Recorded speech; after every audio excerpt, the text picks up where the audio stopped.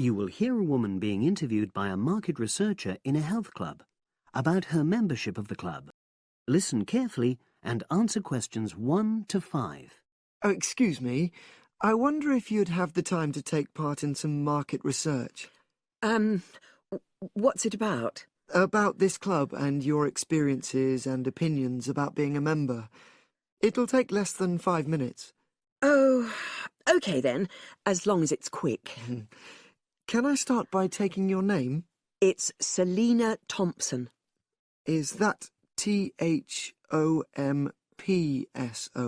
Yes. Okay, great. Thanks. And what do you do for a living? Well, I'm an accountant, but I'm between jobs at the moment. I understand. But that's the job I'll put down on the form. And would you mind my asking which age group you fall into? Below 30, 31 to 50, and above? Over 50, I think we can safely say. Great, thanks. And which type of membership do you have? Sorry, I'm not sure what you mean. Do you mean how long? No, is it a single-person membership? Oh, right, no, it's a family membership. Thanks. And how long have you been a member? Ooh, let me see.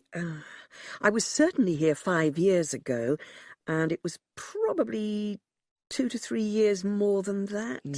Shall I put down 8? Oh, I remember now. It's 9, definitely. Sorry. No problem. I've got that. And the last question in this first part is, what brought you to the club? Sorry? How did you find out about the club? Did you see any ads? Well, I did, actually. But I have to say I wasn't really attracted to the club because of that. It was through word of mouth. So you were recommended by a friend? Actually, my doctor. I'd been suffering from high blood pressure, and he said the club was very supportive of people with that condition, so I signed up. Great, thanks. Before you hear the rest of the conversation, you have some time to look at questions 6 to 10. Now listen and answer questions 6 to 10. Now, for the second part of the form, I want to ask a bit more about your experience of the club. Sure. How often would you say you use the club? It varies enormously, depending on how busy I am. Of course. But on average, per month? I'd say it averages out at twice a week. OK, so 8 on average. Yeah, and 4 of those are aqua aerobics classes. That leads me to the next question. Would you say the swimming pool is the facility you make most use of? Fair to say that, yep. Right, thanks. And are there any facilities you don't use? One area I realise I've never used is the tennis courts. And there's one simple reason for that. You don't play tennis? Actually, I'm not bad at it. Oh. It's that I'm not happy having to pay extra for that privilege. Oh, right. I've made a note of that. Thanks.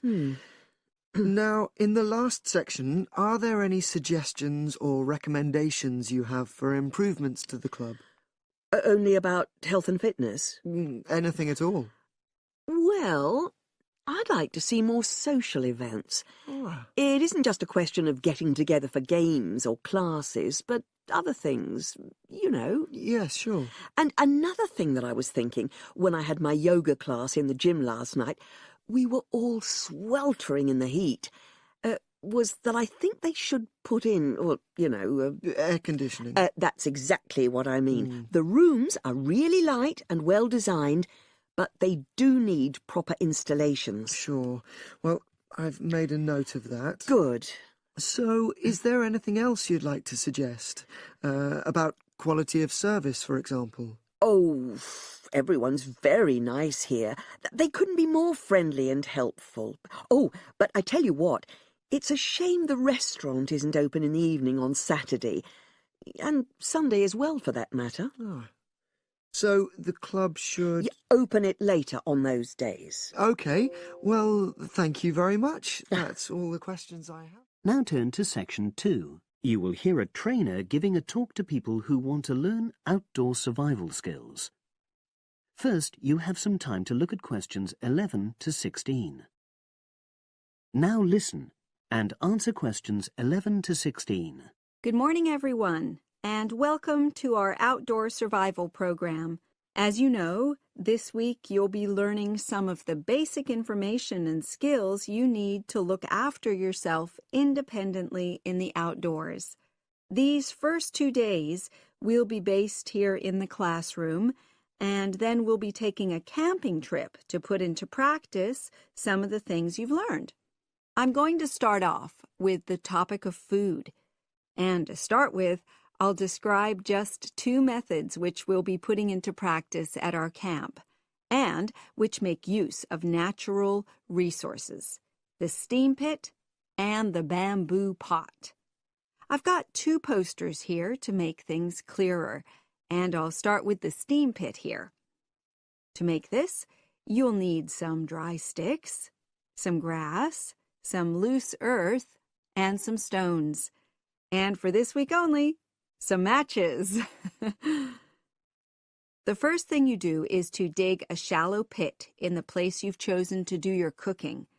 Let's say about 25 centimeters deep and 30 centimeters wide. Your sticks have to be a bit wider than the pit because you have to put a line of them along the top from one end of the pit to the other. Before setting light to these, you take some large stones and arrange them on top. Then you start the fire and wait till the wooden platform burns through and the stones fall into the pit. At this point, brush away any pieces of hot ash from the stones. You can use a handful of grass and then take another stick and push it down into the center of the pit, between the stones. After that, you cover the whole pit with a thick layer of grass. And then you can put your food on it, wrapped in more pieces of grass, like parcels. Finally, cover the whole thing with earth. You have to pat it firmly to seal the pit. Then all you have to do is take the stick out and pour a bit of water into the opening that it leaves. It should take about 4 hours for your food to cook, as it cooks slowly in the steam that's created inside the pit. Now listen and answer questions 17 to 20. So, simple but effective. The other method you're going to practice this week is the bamboo oven. Now, the steam pit is ideal in certain conditions because the heat is below ground level. For example, if there's a strong wind and you're afraid a fire might spread. But when it's safe to have an open fire, you can use the bamboo oven method. You get a length of bamboo, which, as you probably know, is hollow and consists of a number of individual sections with a wall in between. You use a sharp stick to make a hole in each of the dividing walls apart from the end one. Then you lean the bamboo over a fire, with the top propped up by a forked stick and the bottom sitting on the ground. You pour enough water in the top to fill the bottom section, and then light a fire underneath that section to heat the water. Then you put your food inside the top section, and the steam coming up the bamboo through the holes you made cooks it. I'm going to move on now to food itself and talk about some of the wild plants you might cook. I'm going to begin with fungi. That's mushrooms and toadstools. I'm sure you'll be aware that some of these are edible and they're delicious, but some of them are highly poisonous. Now, whether they're poisonous or not, all fungi that you find in the wild should be cooked before eating, because that helps to destroy any compounds in them that might be mildly toxic. But be aware that any amount of cooking won't make poisonous varieties any safer to eat. Unless you can definitely identify a fungus, you should never eat it. It's not worth the risk. And you need to be really sure, because some fungi that are poisonous are very similar in appearance to certain edible varieties. They can easily be mistaken for each other. So, having said all that, fungi are delicious when they're freshly picked, and although they are only moderately nutritious, they do contain minerals which the body needs. I'll move on now to leafy plants, which are generally... Now turn to section 3. You will hear a woman called Phoebe, who is training to be a teacher, talking to her tutor called Tony about research she has done in a school. Now listen and answer questions 21 to 25. So, how did you get on with your school-based research, Phoebe? Well, it was exhausting, but really valuable. Good. What was the specific focus you chose? My title is Attitudes Towards Study Among 11 to 12-year-old Pupils. Right, and what made you choose that focus? Well, that's a bit difficult. Lots of my classmates decided on their focus really early on, mainly on the basis of what they thought would help in their future career, you know, in their first year's teaching. So that's what helped you decide? Actually, it was that I came across a book written by experienced teachers on student attitudes, and that motivated me to go for the topic. Okay. So what were your research questions or issues?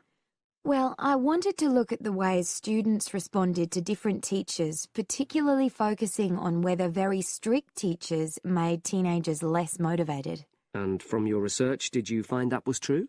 No, not from what I saw, you know, from my 5 days observation, talking to people and so forth. Okay. We'll talk about the actual research methods in a moment, but before that, can you briefly summarise what your most striking findings are? Well, what really amazed me was the significant gender differences. I didn't set out to focus on that, but I found that boys were much more positive about being at school. Girls were more impatient. They talked a lot about wanting to grow up and leave school. Very interesting. Yeah, it is. From doing the research, it was clear to me that you might start out to focus on one thing, but you pick up lots of unexpected insights. Right. Did you get any insights into teaching? Yes, certainly. I was doing a lot of observations of the way kids with very different abilities collaborate on certain tasks, you know, help each other. And I began to realise that the lessons were developing in really unexpected ways. So what conclusion do you draw from that? Well, I know it's necessary for teachers to prepare lessons carefully, but it's great if they also allow lessons to go their own ways. Good point. Now, I'm really pleased to see you doing this. Analysing and drawing conclusions based on data. But surely this isn't proper data. Because it's derived from such small-scale research. Well, as long as you don't make grand claims for your findings, this data is entirely valid. I like the way you're already stepping back from the experience and thinking about what you've learned about research. Well done. But I know I could have done it better. As you become more experienced, you'll find ways to reduce the risk of difficulties. Okay. Now listen and answer questions 26 to 30. So, let's look in more detail at how you gathered your data. Let's start with lesson observation. Well, it generally went quite smoothly. I chose my focus and designed my checklist. Then teachers allowed me into their classes without any problems, which surprised me. It was afterwards that the grueling work started. Yeah, it's very time-consuming, isn't it? Making sense of analysing your observation notes. Absolutely. Much more so than interview data, for example. That was relatively easy to process, though I wanted to make sure I used a high-quality recorder to make transcription easier. And I had to wait until one became available. Right. And did you interview some kids as well? In the end, yes. I talked to 10, and they were great. I'd imagined I'd be bored listening to them, but... So it was easy to concentrate? Sure. One of the teachers was a bit worried about the ethics, you know, whether it was right to interview young pupils, and it took a while for him to agree to let me talk to 3 of the kids in his class, but he relented in the end. Good. What other methods did you use? I experimented with questionnaires, but I really regret that now. I decided to share the work with another student, but we had such different agendas it ended up taking twice as long. That's a shame. It might be worth you reflecting on ways you might improve on that for future projects. You're right, yeah. Okay. And the other thing I did was stills photography. I didn't take as many pictures as I'd hoped to. Lack of time? It's pretty easy just snapping away, but I wanted each snap to have a purpose, that would contribute to my research aims, and I found that difficult. Well, that's understandable, but remember... You will hear an environmental studies student giving a presentation about his project on saving an endangered species of plant. Now listen and answer questions 31 to 40. For my presentation, I'm going to summarise what I've found out about efforts to save one plant species, the juniper bush. It once flourished in Britain and throughout the world's temperate zones, but over the last few decades has declined considerably. Before I go on to explain the steps being taken to save it in England, let me start by looking at some background information and why the juniper has been so important in cultural as well as ecological terms, historically and in the present day. Firstly, I want to emphasise the fact that juniper is a very ancient plant. It has been discovered that it was actually amongst the first species of plants to establish itself in Britain in the period following the most recent Ice Age. And, as I say, it has a much valued place in British culture. It was used widely as a fuel during the Middle Ages because when burnt, the smoke given off is all but invisible, and so any illicit activities involving fire could go on without being detected. For example, cooking game hunted illegally. It also has valuable medicinal properties. Particularly during large epidemics, oils were extracted from the juniper wood and sprayed in the air to try to prevent the spread of infection in hospital wards. And these days, perhaps its most well-known use is in cuisine, cooking, where its berries are a much valued ingredient, used to flavour a variety of meat dishes and also drinks. Turning now to ecological issues, juniper bushes play an important role in supporting other living things. If juniper bushes are wiped out, this would radically affect many different insect and also fungus species. We simply cannot afford to let this species die out. So, why is the juniper plant declining at such a rapid rate? Well, a survey conducted in the north and west of Britain in 2004-5 showed that a major problem is the fact that in present-day populations, ratios between the sexes are unbalanced, and without a proper mix of male and female, bushes don't get pollinated. Also, the survey found that in a lot of these populations, the plants are the same age, so this means that bushes grow old and start to die at similar times, leading to swift extinction of whole populations. Now, the charity Plant Life is trying to do something to halt the decline in juniper species. It's currently trying out 2 new major salvage techniques, this time focusing on lowland regions of England. The first thing it's trying is to provide shelters for the seedlings in areas where juniper populations are fairly well established. These, of course, are designed to help protect the plants at their most vulnerable stage. A further measure is that in areas where colonies have all but died out, numbers are being bolstered by the planting of cuttings which have been taken from healthy bushes elsewhere. Now, I hope I've given a clear picture of the problems facing this culturally and ecologically valuable plant, and of the measures being taken by Plant Life to tackle them. If anyone has any questions, I'd be happy. That is the end of the listening test. You now have 10 minutes to transfer your answers to the separate answer sheet.